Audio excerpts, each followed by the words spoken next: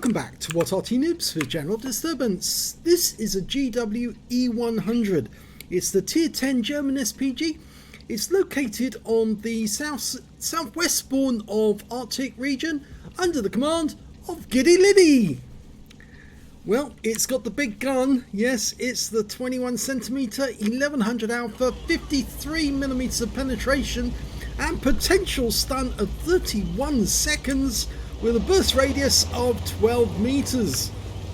So she's headed off into the woods straight away as the Katusha rockets fly over the top. Oh boy, it would be so much fun if we actually had them in the game.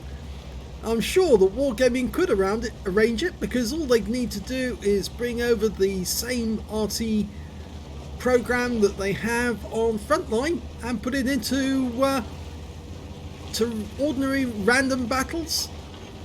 They do have it for certain features like strongholds or, as far as I remember, clan wars. So it'd be nice actually if they put it into the game for randoms as well. Going for a Death Star, dialing in, accurate, that's it, rounds out. This should be a hit. Beautiful hit right on his rear, non-penetrating shot 505. Okay, so she's got some damage on the books straight away.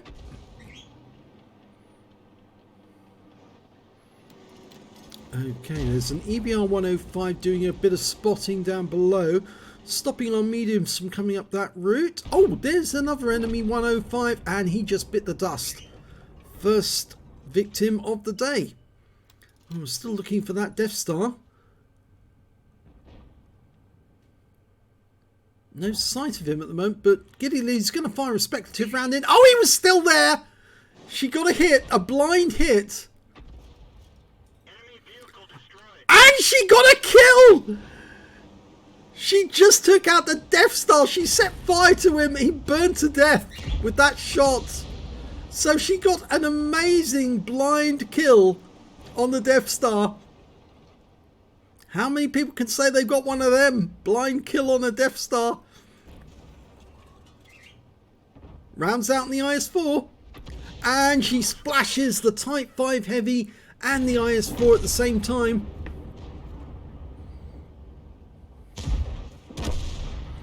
Ooh, we're starting to lose a few.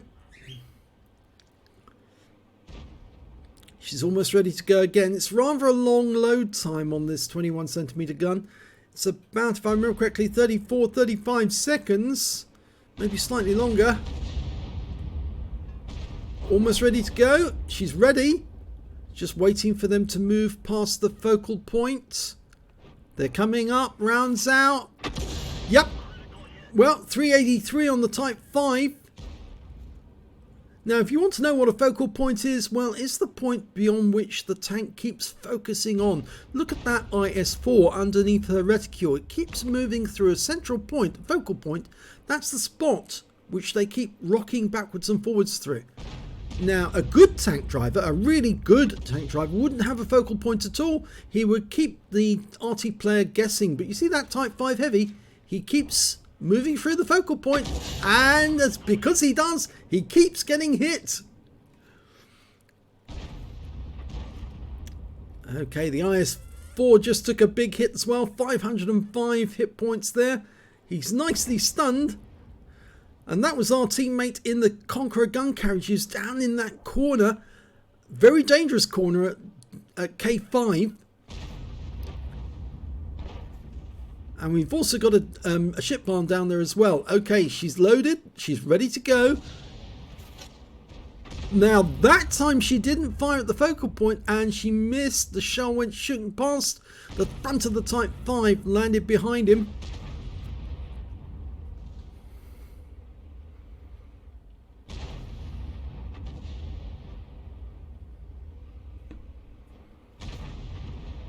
Big hits going in on that Centurion Action 10. He's having a very bad battle.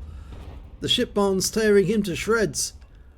Okay, now they're on the focal point, but they're pulling back. She fires the round in, but she still gets a hit all the same.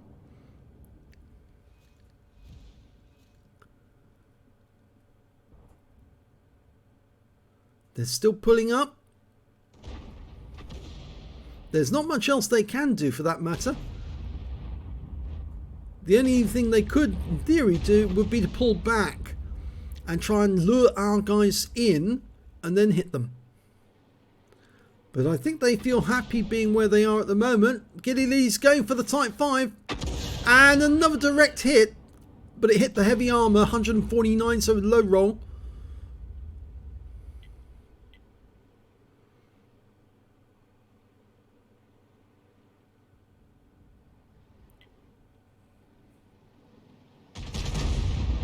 Okay, she's now zooming in on the focal point. Look at that IS-4's damage.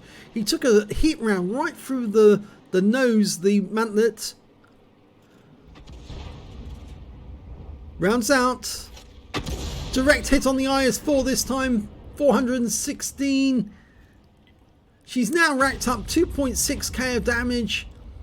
And that Centurion, well, he's a one-shot actually. She could probably take him out with Splash.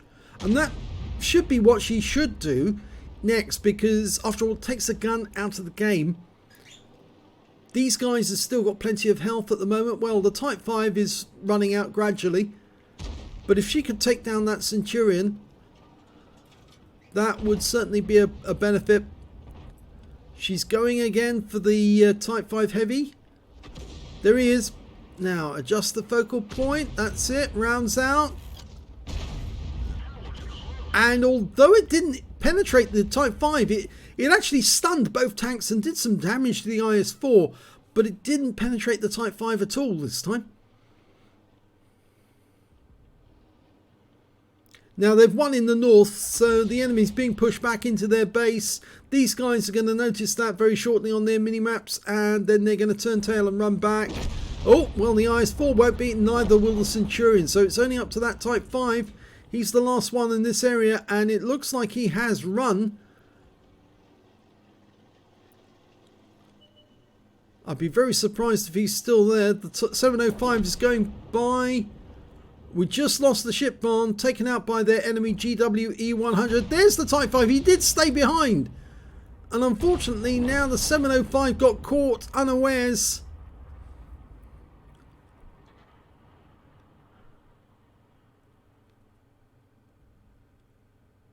Now I suspect that Type 5 is actually coming up the other side of the IS-4, and he's headed this way, but we do have Jaegeru up on the cliffs. I'm not sure if he's close enough though to spot what's going on. The 268's coming back. He realises there's a bit of a problem because everyone abandoned their positions and headed straight for the enemy cap area. There's the Jaegeru on the enemy team. Suddenly appeared and been spotted. And his sixth sense went off, so he pulled back immediately.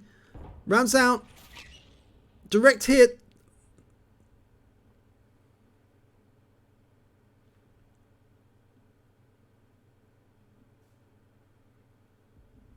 Okay, their T110E3's come up against the 268.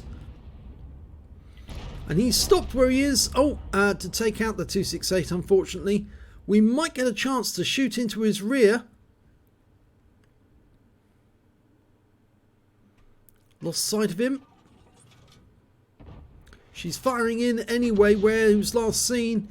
Knocks the trees down. Still no sight of that Type 5 Heavy though.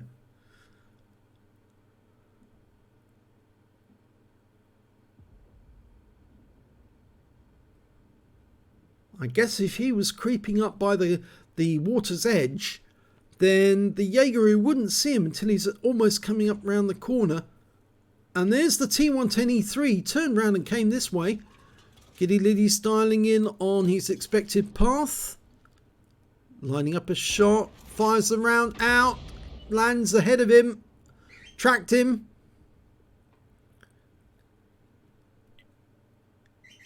He's one of 3 enemy tanks still alive. There's the Jaegeru. The Type 5 Heavy went back. Jaegeru's taken care of the 5 E3 runner.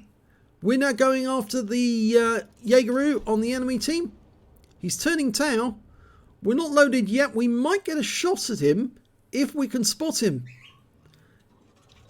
105's moving in. The AMX 13105. There he is. Okay, good. Pull back 13105. Let us get a shot. Rounds out. Direct hit! 538 hit points. He's tracked, he's vulnerable, and he's taken out the game, and that's a win.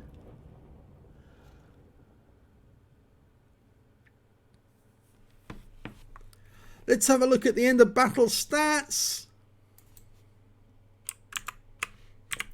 And it's the first class tanker for giddyliddy in the GW E100. She managed to get an arsonist. She set fire to a Death Star and watched him burn up. In fact, actually, she didn't watch him burn up at all. She couldn't even see him, but she suddenly got notification that he burned to death.